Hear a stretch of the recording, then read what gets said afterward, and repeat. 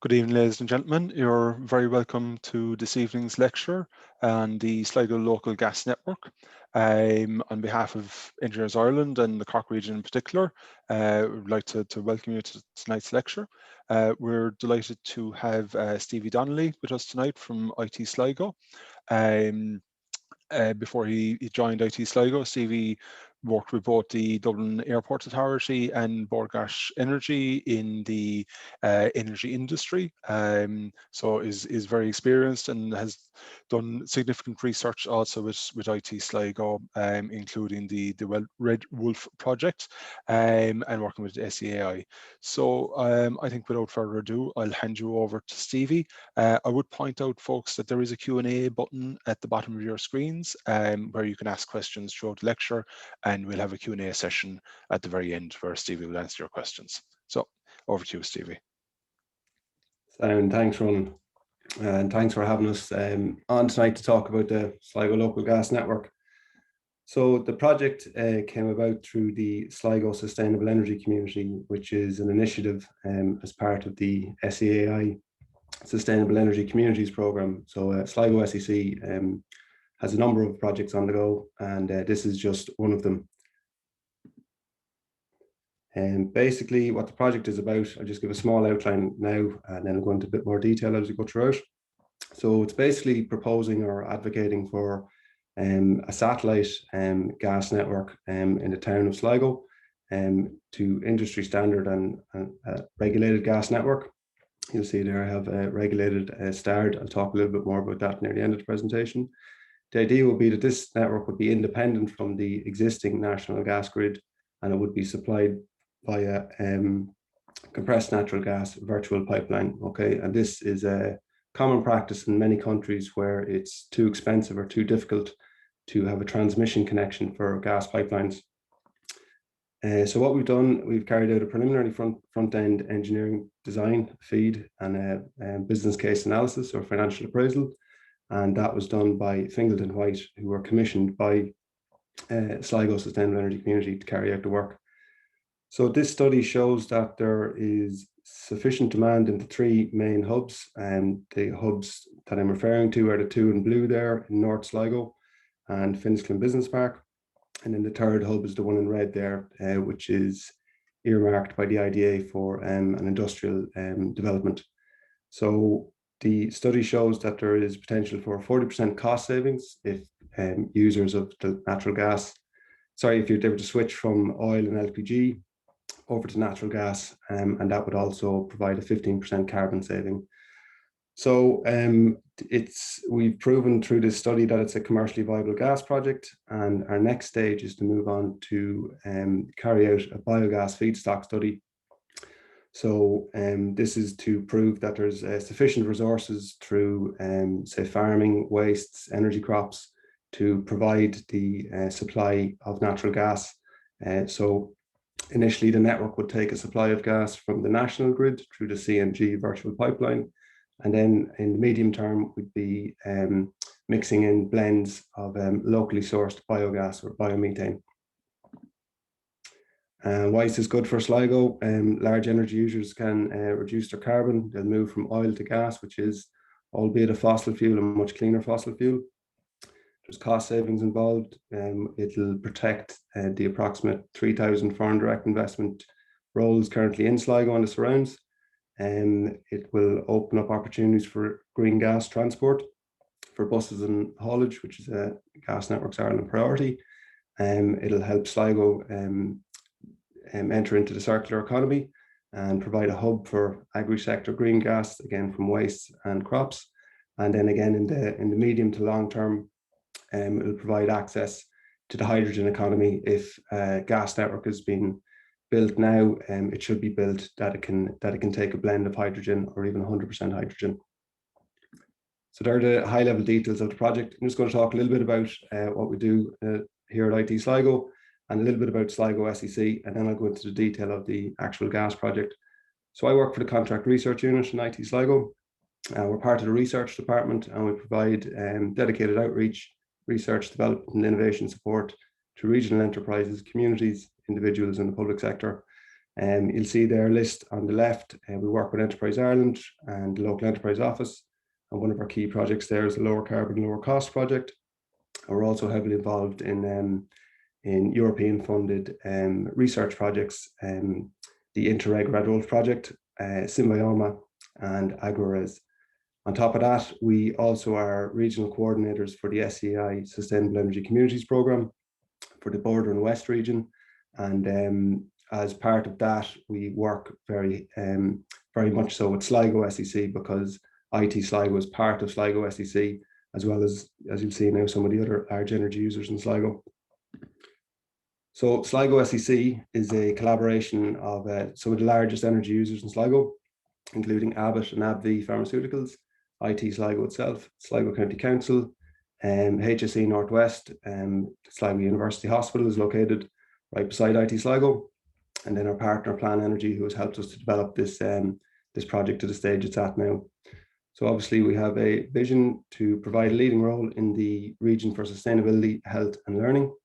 And we'll do this by promoting sustainability and energy efficiency, supporting reductions in CO2 on premises, taking a full regional approach and working with cross-border partners, increasing academic collaboration, and also looking at energy contracting options.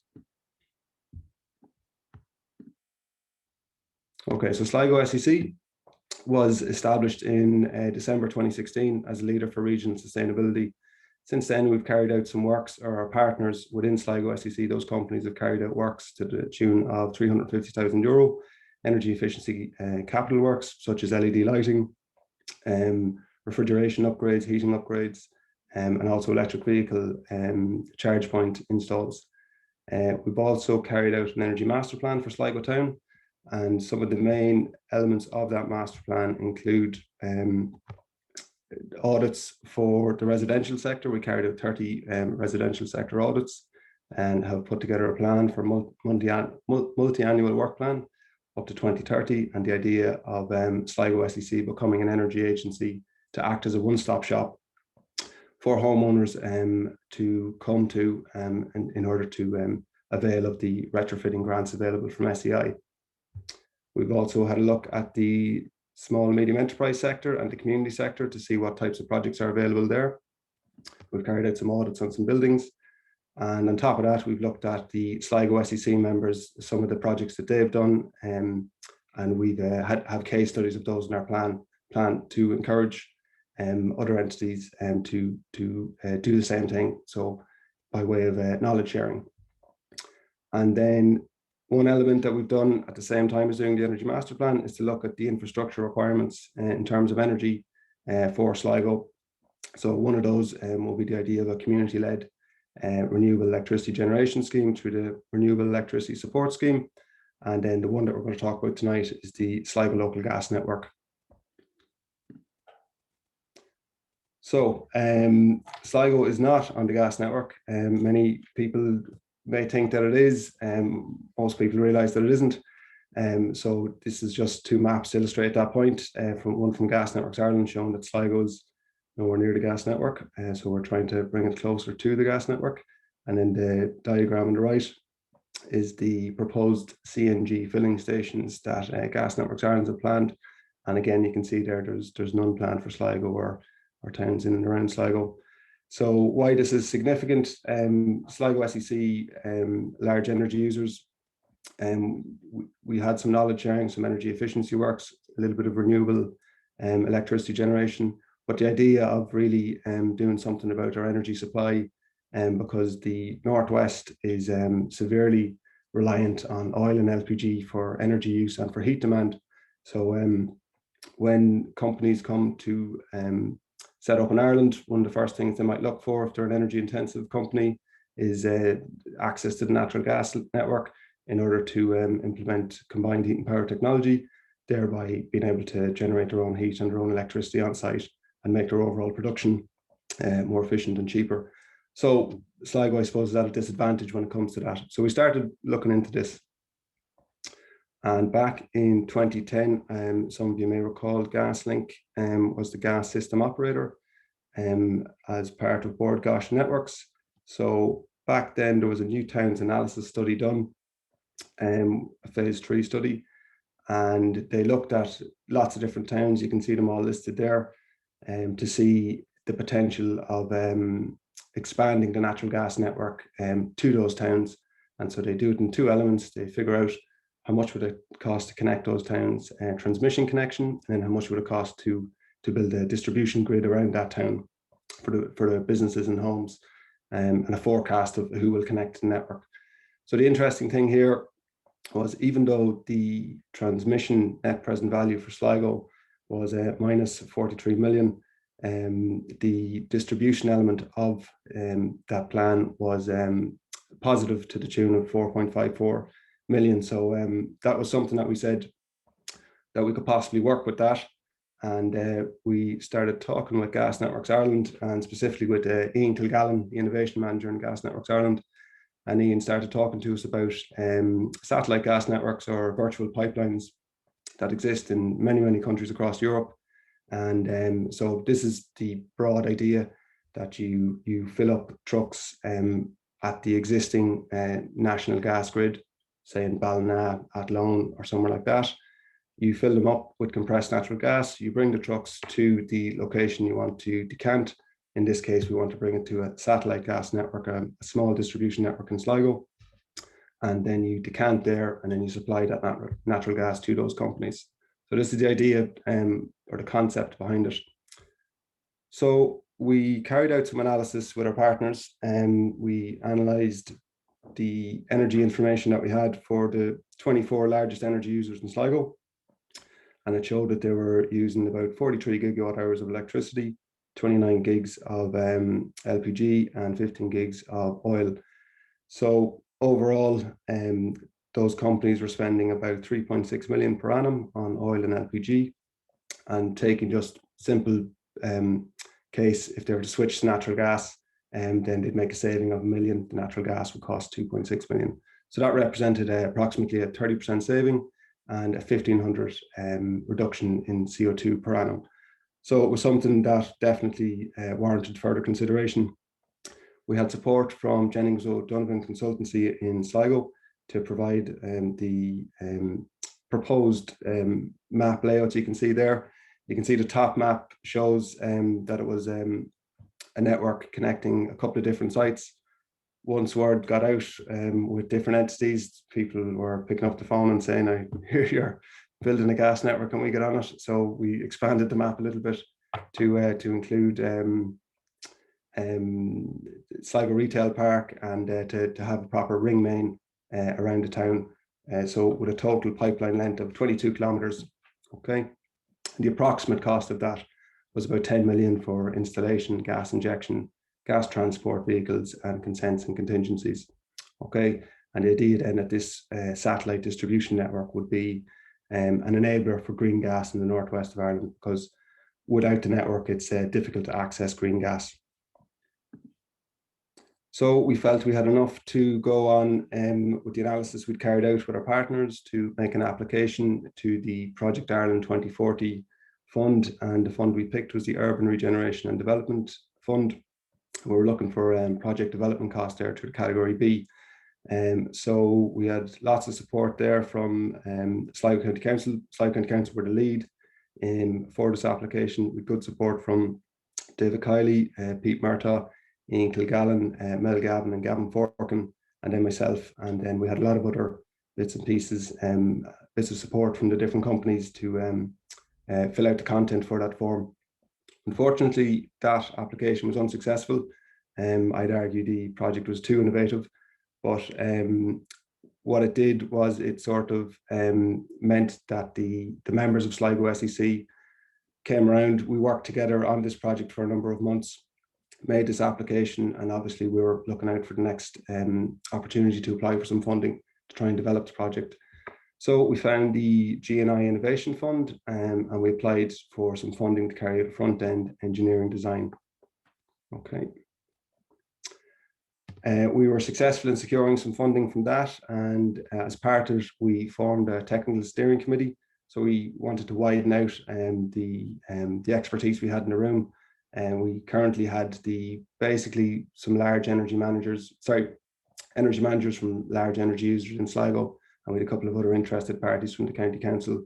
So we decided to put together a technical steering committee with members from Teagasc, Gas Networks Ireland, IT Sligo itself, Sligo County Council, Renewable Gas Forum of Ireland, Plan Energy, Jennings O'Donovan, the IDA, and the Commission for Regulation of Utilities, and then you can see myself there at the end. So basically, the role of the Technical Steering Committee was to provide strategic direction, monitor progress, and then oversee the project execution. Okay. So the next number of slides I'm going to show you are the result of Fingal and White's work. We had an open tender process, 2 stages through suitability assessment questionnaire, and second stage then we selected Fingal and White based on their tender. So Fingal and White have done a huge amount of work on this and provided a very good report for us to take this project forward. So these are Fingal and White slides. I'm going to go through them. So they were appointed to carry out a preliminary front-end engineering design, whereby they would analyse the network capacity requirements, look at route development and site selection, analyse the various options for fuel supply, and then carry out a financial appraisal. For the capacity requirements, we had some primary data and secondary data, and then there was a series of assumptions made in order to come up with some estimated capacity requirements, current and forecasted energy use. That primary data was the thermal energy data provided from the energy use survey. Basically, the first piece of information I went through there, the 24 large energy users. Then we had some secondary data, some thermal load estimations using some SIBSI benchmarks. And then there were some key assumptions, the main one being that domestic customers were excluded at this first stage. The idea would be, like in any town, when the gas network is brought to that town, it relies on anchor loads to connect large energy users. So we decided that we would deal with that aspect first. And then some of the assumptions as well were various uptake scenarios by different levels of the companies. So Fingal and White identified 5 energy user hubs. You can see in light blue there, North Sligo. North Sligo is where AbbVie has 2 pharmaceutical plants. IT Sligo is based there, and Sligo University Hospital. So the majority of the energy demand or the heat demand, and I should state that actually that it was really an analysis of the heat demand, the oil and LPG use. This study didn't look at the opportunity for combined heat and power. That's something we're trying to get the Sligo SEC members to work on at the moment.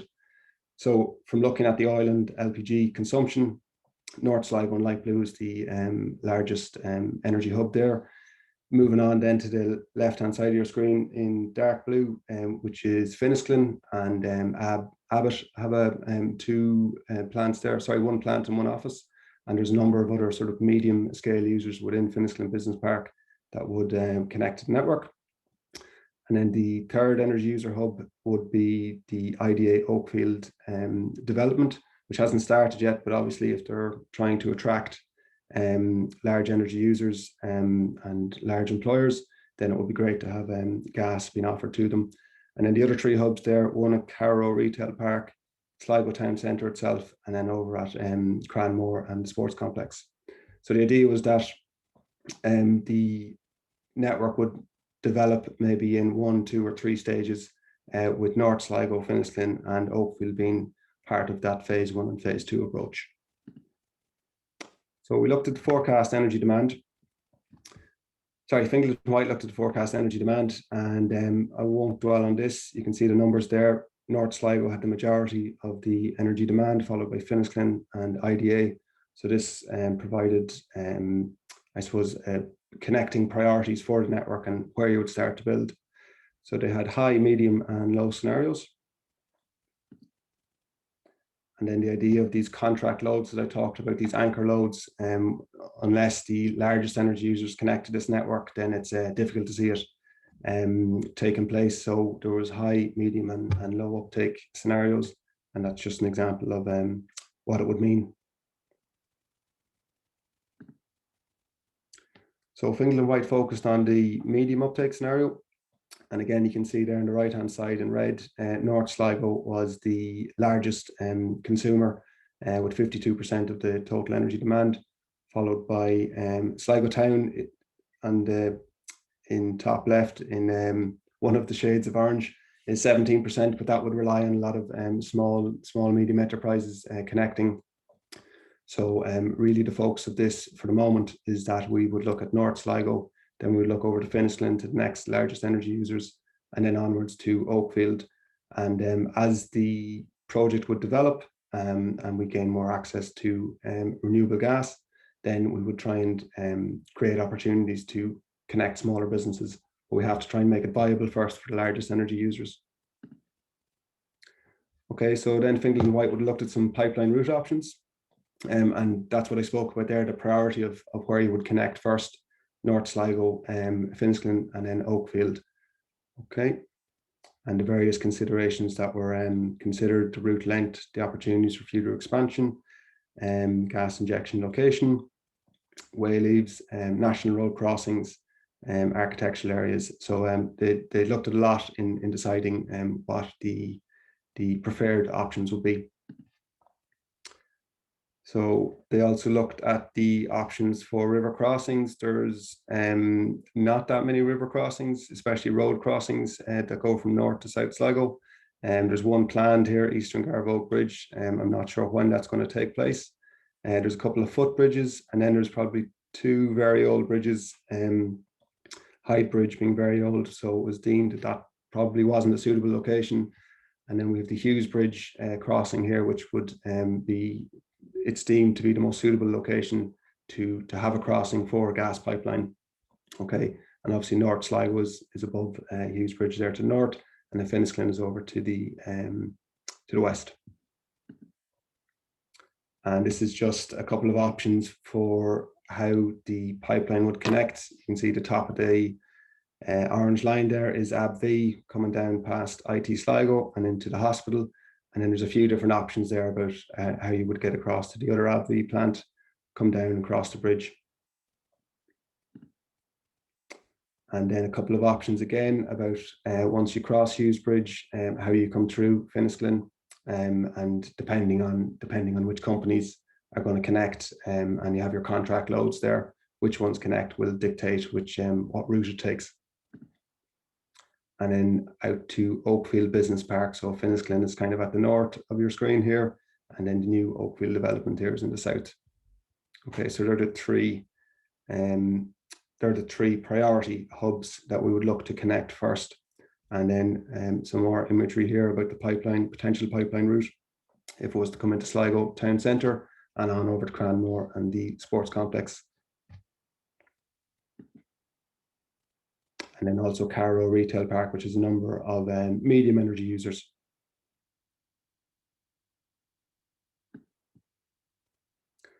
So from all that analysis, Fingal and White drafted the preferred network route. You can see there, starting again in North Sligo, over to Finisclin, over to the IDA, and then looking at options to come into town, and then onto the east side of Sligo town, Cranmore and Sports Complex again. And then some potential network reinforcements were also identified, where you would try and reinforce the network as you develop the project in the medium term. Okay, so next, Fingal and White looked at potential decanting site options. So the decanting site is where you have got your trucked natural gas, you filled up from the national gas grid. Again, let's say Athlone or Galway, for example, you fill up your trucks, your compressed natural gas trucks, you bring them by trailer, and then obviously you have to decompress the gas that's in those trucks into a decompression site or decanting site, and then you can deliver that gas to the network and the users on that network. So the various options that were looked at, purely from a technical point of view, that's why I have there, subject to landowner consent. None of this has gone any further than this study. So site one there was beside ABV, who would be the largest user of energy. And then you have site two, Barrow, site three, the Caltra roundabout, which will be close to the IDA park. Site one is Finisclin Business Park, which is on the docks there. And then Barrow is over beside the ABV plant. The Caltra roundabout is where the IDA Oakfield site is going to be. And then there was another site outlined in Ballydugan Road, I think Finland White looked at about 15 or 16 different sites, so there was lots of effort put in to locate different sites. So this gave us an idea of where would be a good place to locate them. And you start thinking about other considerations in relation to traffic management and new roads being built and such considerations. So the conclusion analysis from that were site options 1 and 2 were the most attractive. Both sites are viable and offer the key benefit of being located in close proximity to the largest energy users while being removed from noise sensitive neighbours. Okay, so next up, Finland White looked at some fuel supply options. And obviously I've been talking about CNG here a lot. No particular reason for talking more so about that than LNG.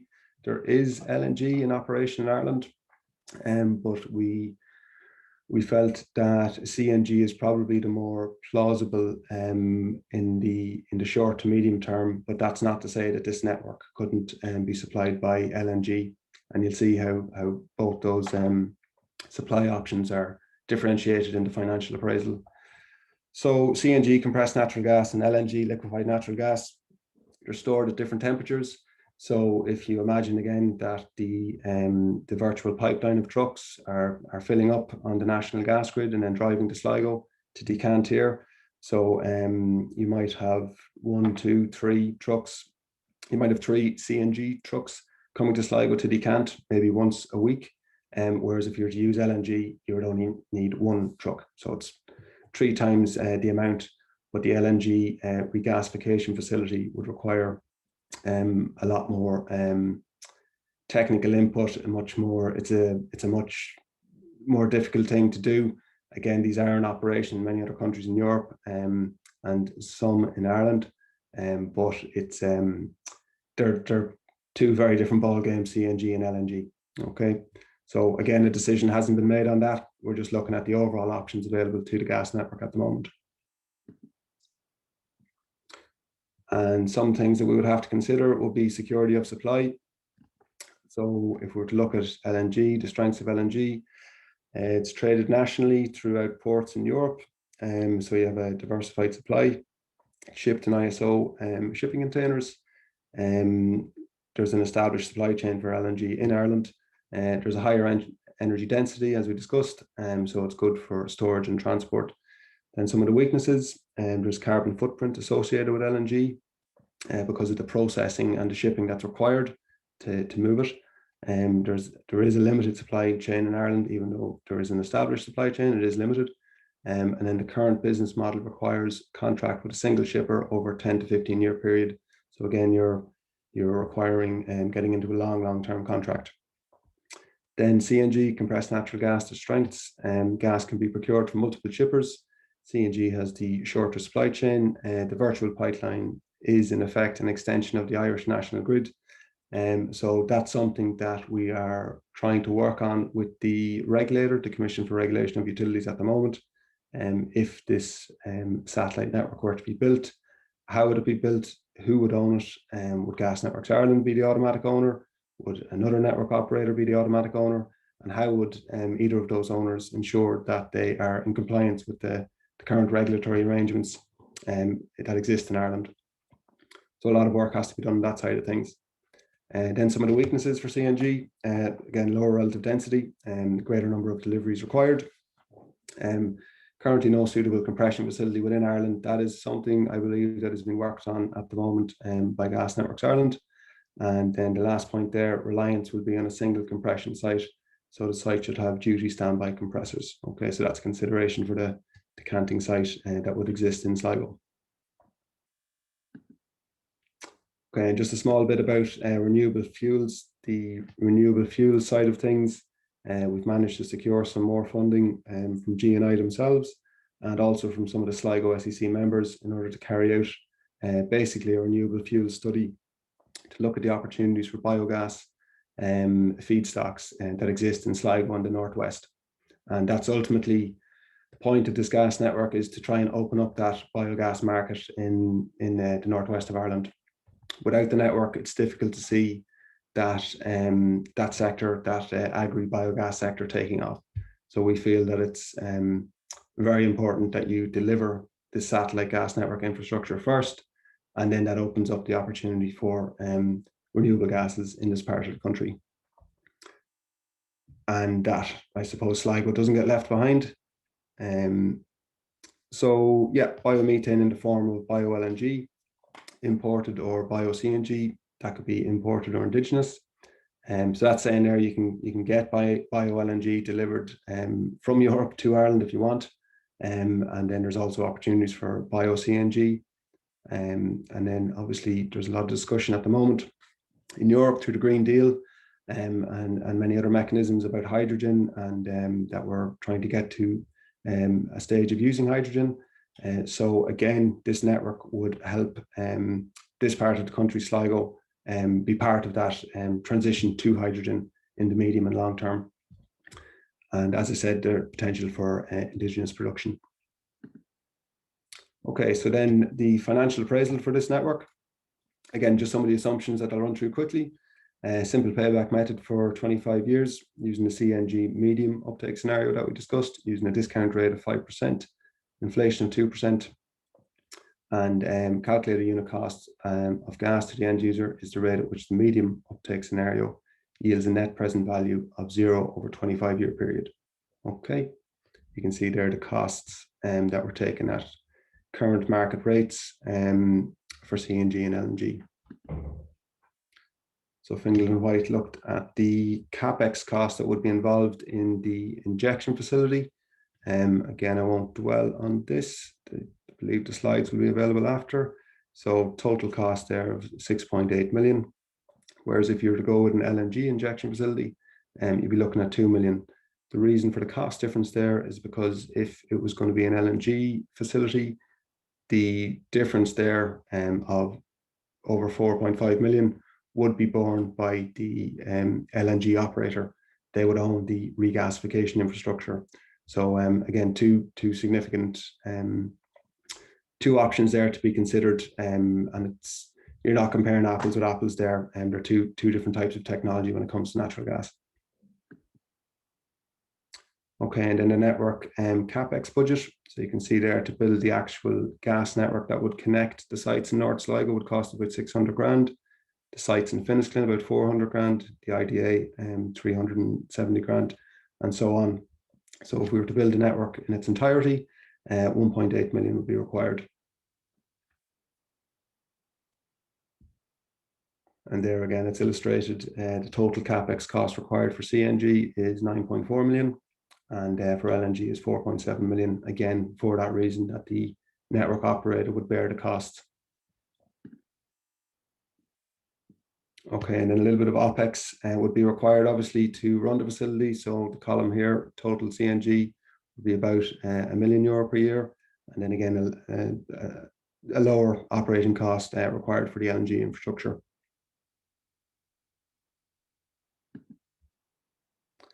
And then using some of the fuel price calculation. So you can see there we're taking an example price cents per kilowatt hour for CNG, 4.52 cents per kilowatt hour, and for LNG, 4.99 cents per kilowatt hour. Again, this is the analysis that is being undertaken at the moment by the largest users in Sligo to see if this network were here, what price point could they get natural gas at. So you can see here that the CNG medium business case scenario has an NPV of 0. So that's the most attractive. Sorry, not the most attractive. The most attractive is if we have a high uptake of energy users, if all the large energy users were to connect to the network. But to be safe, we've taken the medium case scenario, which is 0 NPV using CNG as the fuel for the satellite gas network.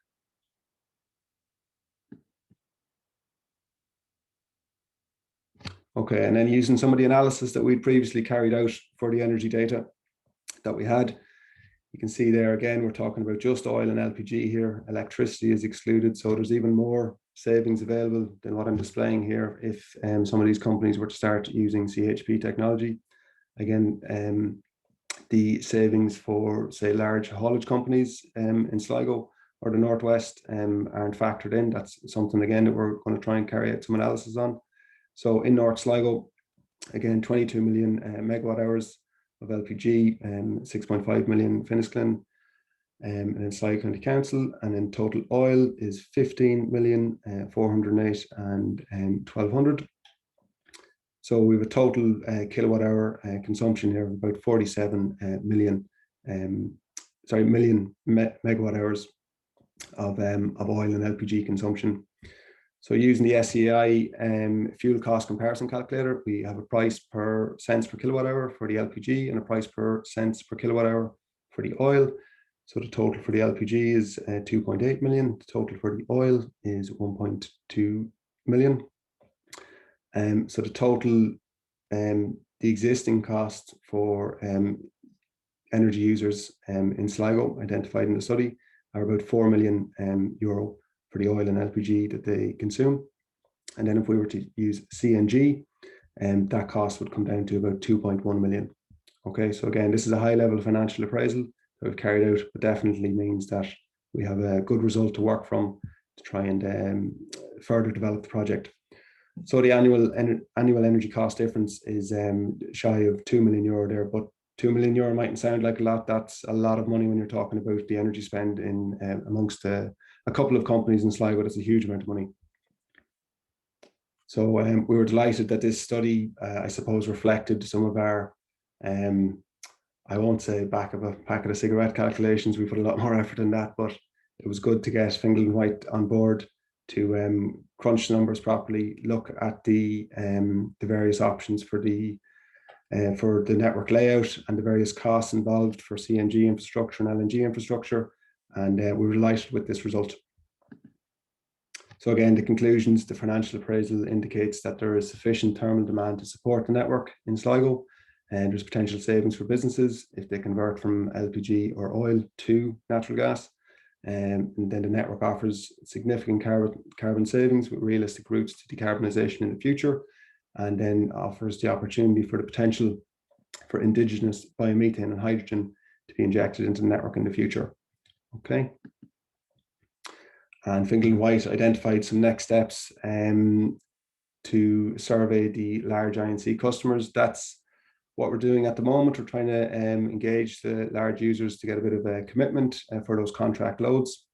A network route and constructability report will be required. Analysis of subvention options, that's what we're doing at the moment. Security of supply analysis, and we went through some of that there when we're talking about CNG and LNG. Obviously, the most secure supply is that sourced locally. If we can get a local biogas or biomethane market started, then it's you're tying a couple of sectors of the economy together, and there's mutual benefit for them to supply and use each other. We need to carry out a detailed cost benefit analysis. And then this is key here, these statutory and regulatory requirements. Fortunately, you can't just go building a network wherever you want. It has to pass a whole lot of safety requirements, regulatory requirements, and that's something we're looking at the moment. And then obviously a detailed budget. So yeah, just to say, first of all, before I move on to the rest of the slides, we were very happy, Sligo SSE was very happy with the work carried out by Fingal and White, and they've really given us a strong platform to move forward with the project into the next steps. Okay, so we're waiting for the Climate Action Fund to open. You might recall this from 2 years ago, where funding was given out to ESB, ECARS, Gas Networks Ireland themselves, Irish Rail, Dublin City Council, South Dublin County Council, the RMO, and then Three Counties Energy Agency. Just you might recall that that fund was there. It hasn't opened since. They have looked for expressions of interest or input forms relatively recently. So we're hoping that fund is going to open again soon, and look at making an application there, possibly to be match funded by EU funding. So we're looking at the various funding options available to us. In the meantime, while we wait, we've made a fund again to GNI to carry out that biogas feedstock study that we'd like. So we wanted to prove first that the existence of a gas network and that there was sufficient thermal demand in Sligo for that gas network, and that it was technically viable to build it independent of the national gas grid with trucked CNG deliveries. So we've basically proven that. And the next step now is to say, well, if you can build that network, then how can you integrate that with a biogas market or a biomethane market in the Northwest and bring in the agri sector and food waste sector. So we were successful, as I said, getting funding from Gas Networks Ireland again, and Sligo SEC members this time again, seeing the momentum of the project and seeing that it was something seriously worth considering, have provided some match funding as well to carry out that next study. Okay, and then our technical steering committee, we've outlined a number of steps. Obviously, you can see there at the top in the work packages, the feed and BCA is completed, and we're looking to carry out the biogas feedstock study. We're doing a whole lot of stakeholder engagement in terms of industry consultations with the Commission for Regulation of Utility. Project delivery, have to look at the environmental aspects, planning aspects, contract development, the eventual procurement, and then the idea of construction. So we have an ambitious timeline ahead of us, but we're keen to push on now with the results that we've achieved so far.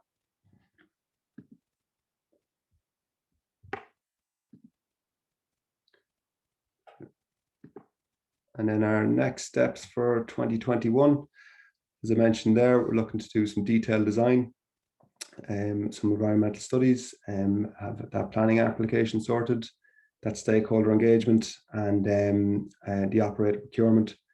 One of the most recent items we've looked at, there was a National Recovery and Resilience Plan consultation by the Department of the Taoiseach, and it's basically all about how Europe is going to recover economically from the pandemic and how it's going to do so in terms of a green transition.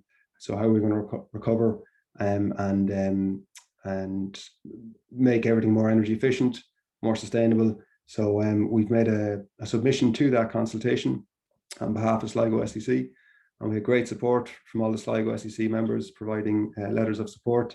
The Western Development Commission came on board, the Northern and Western Regional Assembly. Both those entities have long been advocating for an extension of the national gas grid for a long time now, and they also see this as a good opportunity in the medium term to provide this infrastructure, perhaps not transmission connected to the existing network, but connected via a virtual pipeline, and then with the hope that in the future, if a biogas market starts and is successful, that then that biogas market can provide natural gas and biomethane for the entire national grid.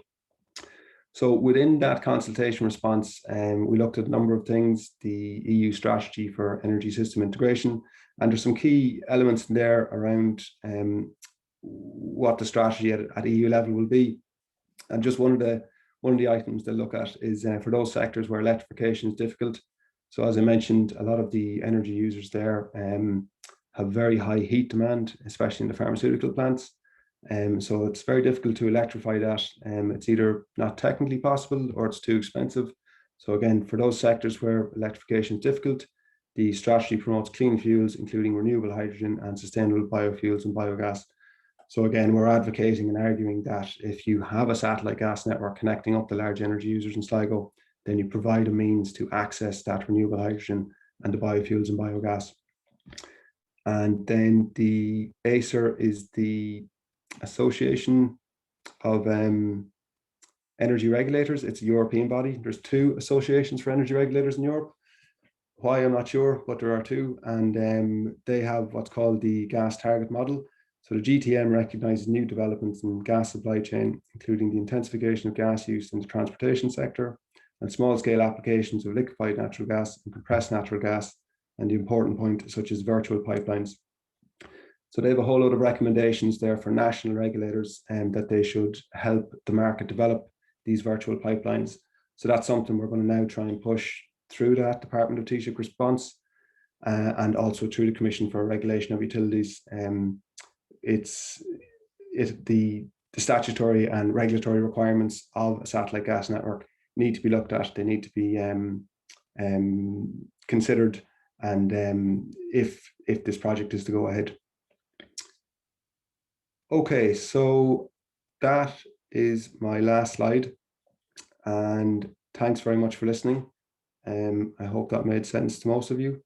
So, Ronan, yeah, there you go.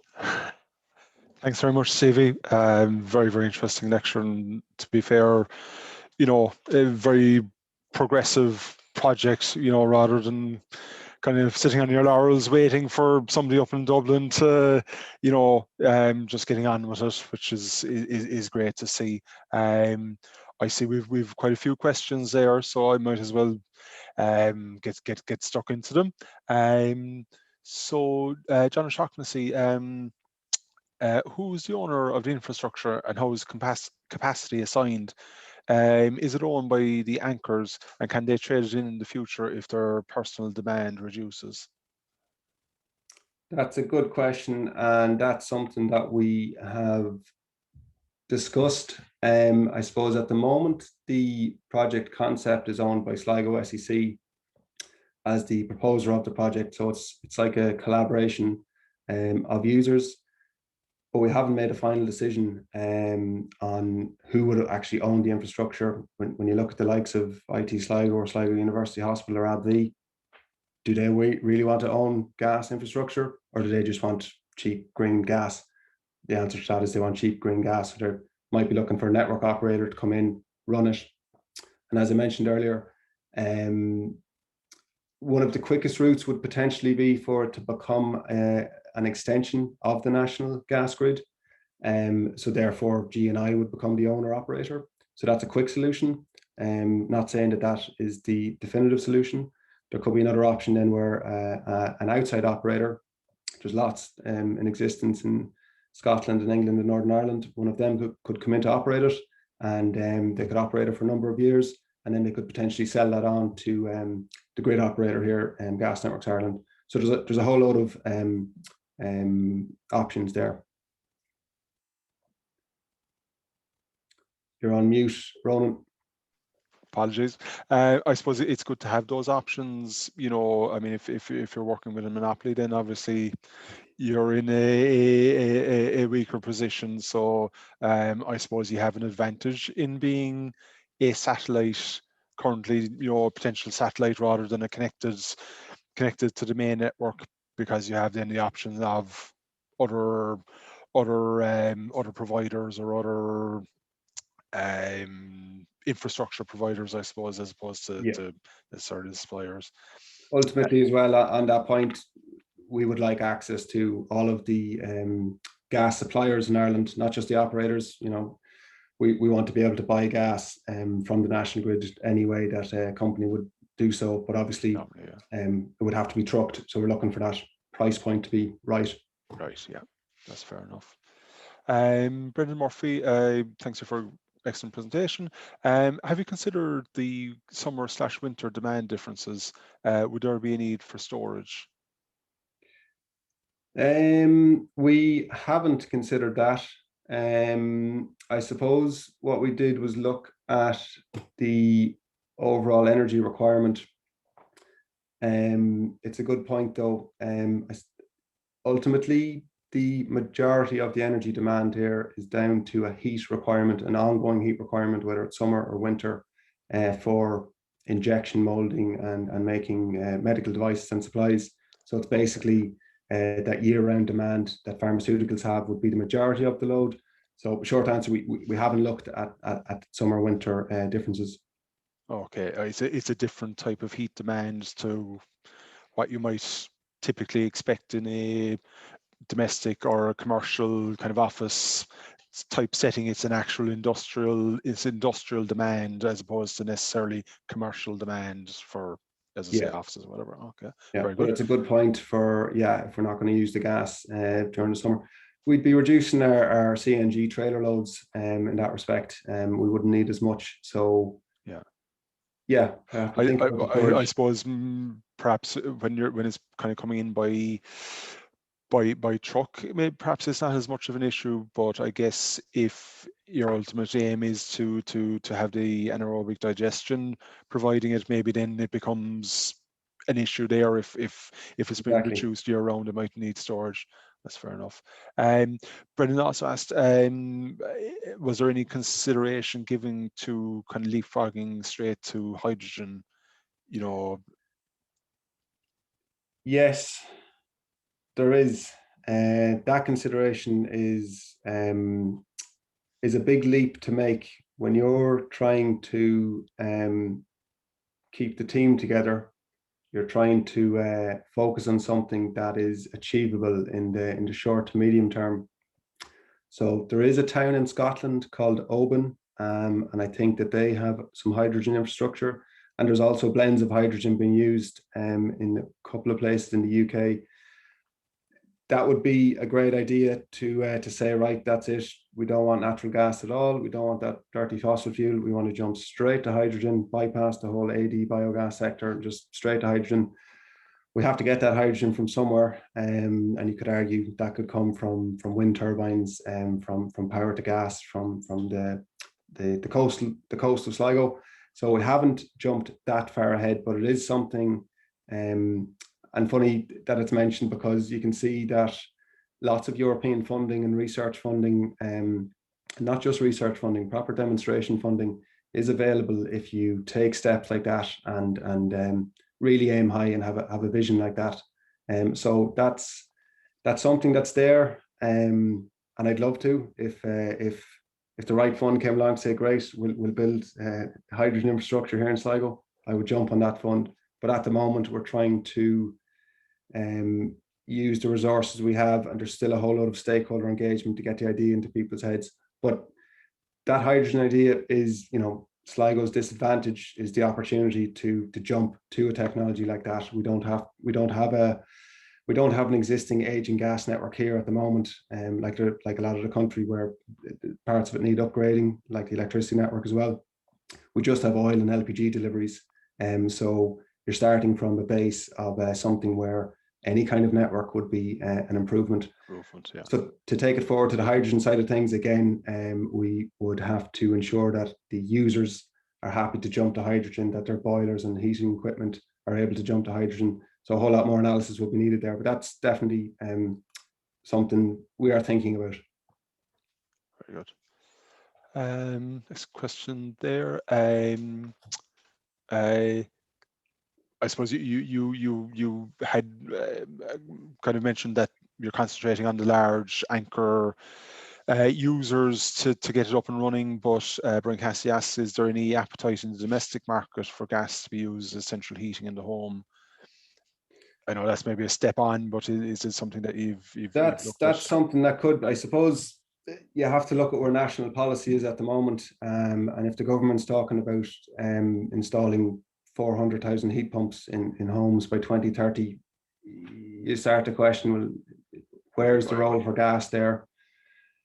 You could flip the coin on that and talk to loads of plumbers and engineers that will say it's going to be difficult to install that many heat pumps, and gas does have a place. And in fact, you can have a gas or an oil boiler in a very well thermally insulated home that uses very little energy. And if we are going to have a biogas market in Ireland, then maybe you want to use that national gas grid to deliver that biogas to homes. So again, that is something that we would like to do. It could be an option for Sligo if we were to get this network, sort out the commercial loads, if there was new housing estates being built, or even retrofit current housing estates. It would be an option we would look at. But again, with all these, I think when Gas Networks Ireland extends the grid, like in Wexford, they jump to those anchor loads first, and then they'll move on to the domestic sector. Okay. Brian had a follow-up question there as well. Just you had the three examples of the kind of low, medium, and high demand, and say for the medium demand, kind of roughly how many truckloads would you be talking about of the CNG? I don't know the answer to that question. I think we had some discussions with Fingleton White about that. You might be looking at between 1 and 3 truckloads of CNG, Okay. but I don't have the exact figure to hand. Okay, okay, that's fair enough. That's it's certainly within the very, doable, realm. If it's of that order, it's not 100 trucks a day or anything mad. Tony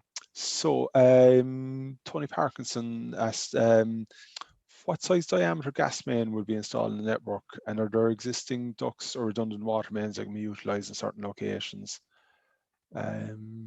Yeah, so the ducting size, I can't. No, I'm not a natural gas engineer, so and I don't have the report in front of me. I can't remember what it was. We were going to use the industry standard for distribution element, but I've had discussions with people to say that maybe you don't need to have that size. If you have an independent gas network amongst a certain number of users, you can reduce the size, the pressure. And then the other part of the question, Ronan, was? I suppose he was going to use, is there existing ducts or redundant water mains? No, I mean, obviously you wouldn't be able to actually use them as gas pipes, but I suppose, going off a bit of a tangent myself, that, if gas networks, for example, were to be the supplier, and notwithstanding that Irish Water are due, or there's an expectation that they'll be separated out into a separate company, but I suppose there has been cases where they've looked to, because they're both part of Ervia, where they've looked to install water mains and gas pipelines simultaneously to cut down the capital costs. So maybe that, I don't think that's exactly what Tony was asking, but I think, there is, depending on who the supplier is, there could be potential there to reduce the capital costs, that if there's water mains to be upgraded in a particular area, if you're digging a trench, whether it's to fit one pipe or whether it's to fit a water main and a gas pipe, the costs aren't massively different. You've already paid your preliminaries, your traffic management, all that kind of stuff. So, it's something that, if it happened to be gas networks, that it could be something that could be looked at to reduce the cost of the installation, the pipelines. And on that, I suppose it's frustrating. There are lots of roadworks going on at the moment, on almost completed around Sligo, and they're opening up the ground, and we'd love if they started throwing in some not gas pipes, but provision for gas pipes. But obviously you need that commitment first. You need contract loads first. So yeah, that's a conversation I suppose we have with the county council, but that's why it's important that Sligo SEC approaches this project together, and tries to, ultimately commitment from the largest energy users to say, we want this, so therefore make provision for it now. If you're after a certain date, if there's repairs being made to a road, that we make provision for gas pipeline. That would be the ideal. Yeah, that's fair enough. Look, it's in the county council's interests as well to, and sorry, I'm a roads engineer with the Cork County Council myself, but I mean it is in the county council's interests to do it at the point where a road is being reconstructed, or that, because no matter how good the reinstatement is with a retrofit, it's never 100%. So as you say, when a road is undergoing reconstruction, that's the time to be putting in infrastructure, whether it's a gas pipe or a water main or whatever it might be. Moving on, John Owens, thanks for the very interesting talk. The government are favouring electric cars, heat pumps, etc., with an approximate cost of 16 cents per kilowatt hour. Surely LNG or CNG should show cost savings, if not CO2 savings, for heating and transport at about half the unit cost of electricity. Is that so I suppose for private transport, I'm not sure. I know that obviously it looks to be a very strong business case for CNG trucks, for heavy haulage and that, but it's a good point. And yeah, because this project started, you start looking at the gas network. No one thinks about the gas network in Sligo because we're not on it. But then when you start talking about the gas network, you say we want gas and we want biogas and we should run all our cars on gas and everything. So with the different price points there, I hear the numbers that John has quoted back there. Yeah, if they're simple kilowatt hour comparisons and you're using it in the right form of transport, then it would make sense. Ultimately, it comes down to government policy to support and promote biogas production. If you produce this indigenous fuel, which is required because electricity isn't going to get us out of everything.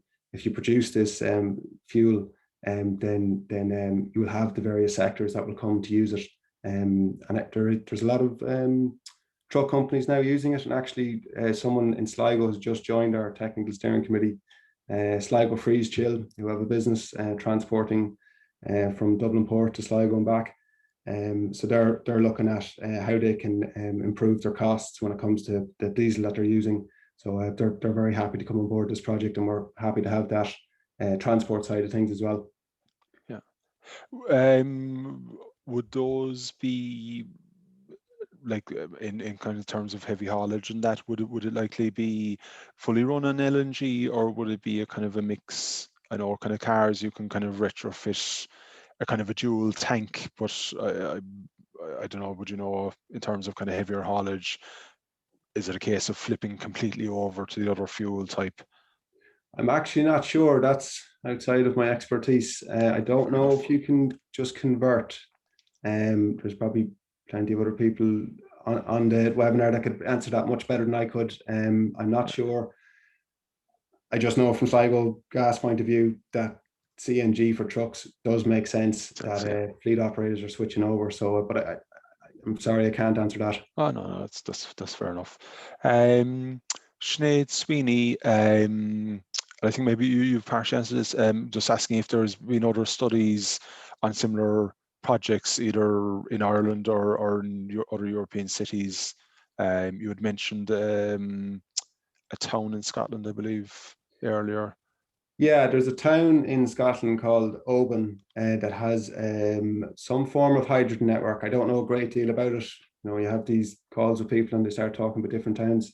There's lots and lots of LNG virtual pipelines. There's some in Spain, there's some in Australia, there's some in America. It's actually a little bit difficult to find some good information or case studies about them, and there's some in Argentina as well.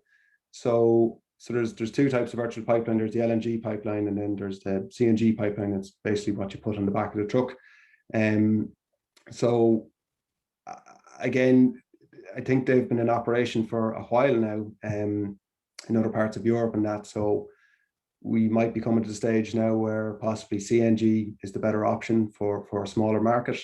But again, that's outside of my expertise. We'll take either. We'll take CNG or LNG, whatever they'll give us. Yeah. Shane Mahoney, just like in terms of the biomethane plants, is there current interest in developing them in the local region, or is it something that would happen after the local gas network? Are there any, I suppose, smaller producers or developers looking at it at the moment outside of your project? No, none specifically that we know of. I suppose some of the technical steering committee, obviously some of the members of our technical steering committee from Renewable Gas Ireland, from Teagasc and from G&I themselves, they're looking at that. There's a lot more sort of AD developments taking place in the southwest of the country, and but there are more and more farmers looking at how they can join other farms to have an AD plant. So yeah, that's happening, I suppose, at the same time, not directly with this project. So it's classic chicken before the egg. What do you do first?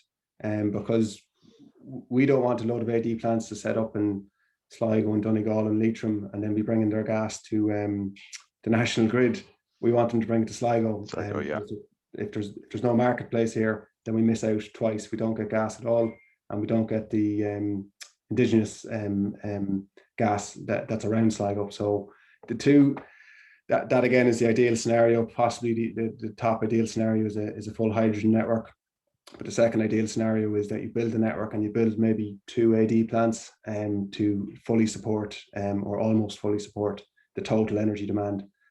So that's part of our strategy as well. And Arrivo are actually part of our technical steering committee. So you need entities like that, the large farming co-ops, to be involved and to see the opportunity.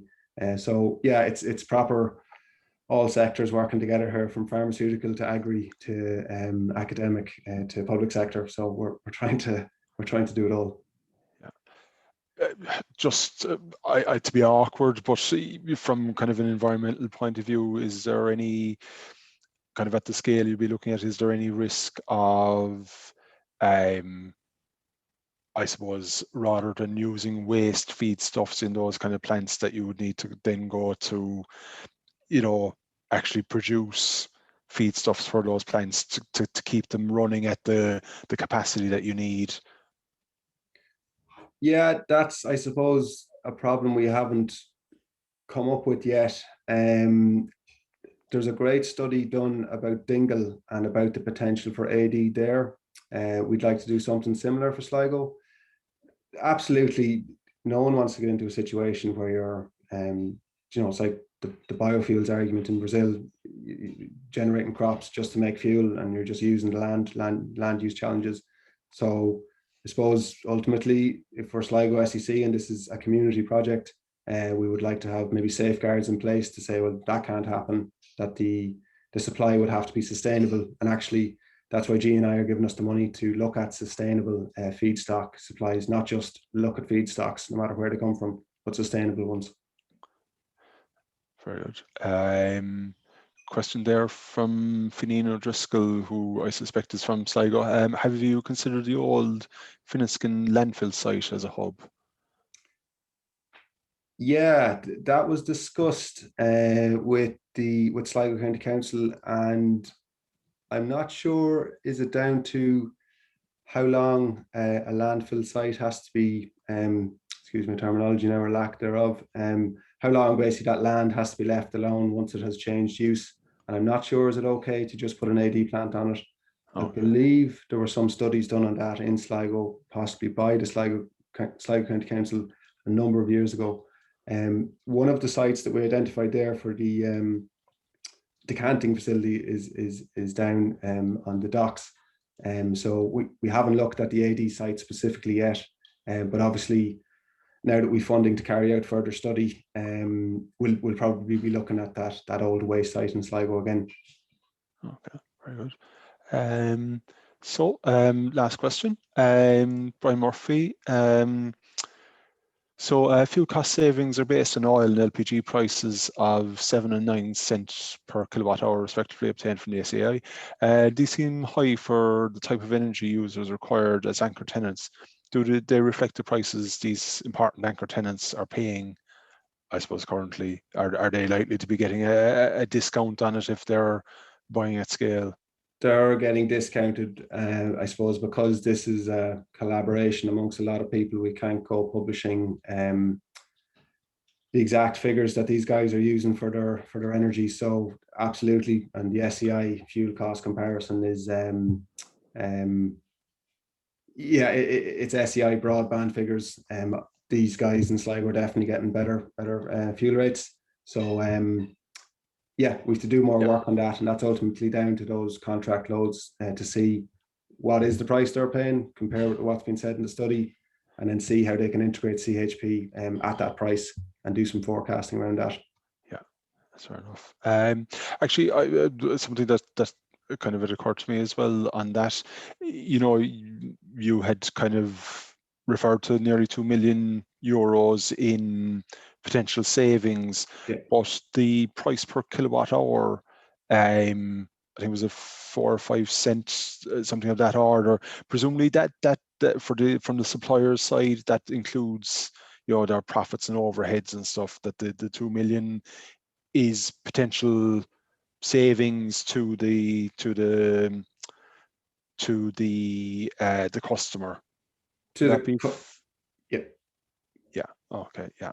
Yeah, to the customer. So yeah, again, kind of broad brush strokes here. Yeah. Using the SCI fuel cost comparison. Yeah. How much energy demand is there? What's the approximate price they're paying? What's the approximate price for natural gas?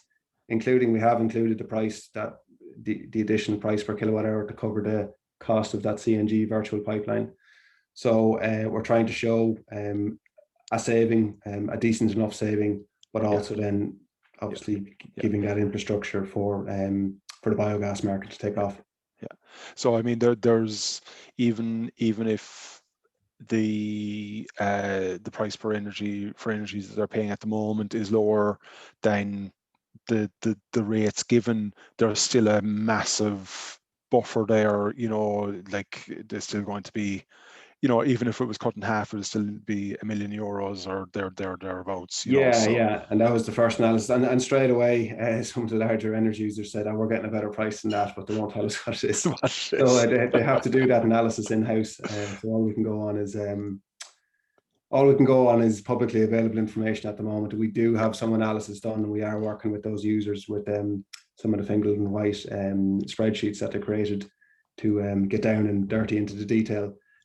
So yeah, we have to do that detailed analysis. Brilliant. That's perfect. So look, that was actually the last question. Thank you very much for a very interesting lecture. I think it's fair to say from the Q&A and the chat that people were very engaged and very interested in it. I suppose one of the great advantages of using a virtual platform is that we can have the likes of yourself, you know, give a lecture as such to the Cork region, but I'm sure there's people from all over the country tuned in tonight. Unfortunately, one of the things is we can't give you a round of applause as we normally would. But again, as I say, the engagement there from on the Q&A, and you know, we had I don't know 60 or 70 people online. Again, you know, great interest in the topic, and you know,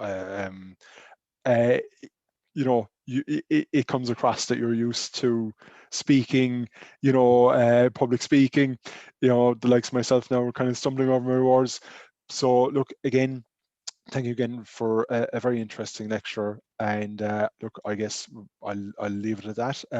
Thanks again to our audience for attending. If you'd like to check out the Engineers Ireland website, the events page, there's more events up there from both ourselves here in Cork and from the wider Engineers Ireland community. And with that, I'll bid everybody a good night, and thank you again, Stevie, very much for the lecture. Thanks everyone. Goodbye.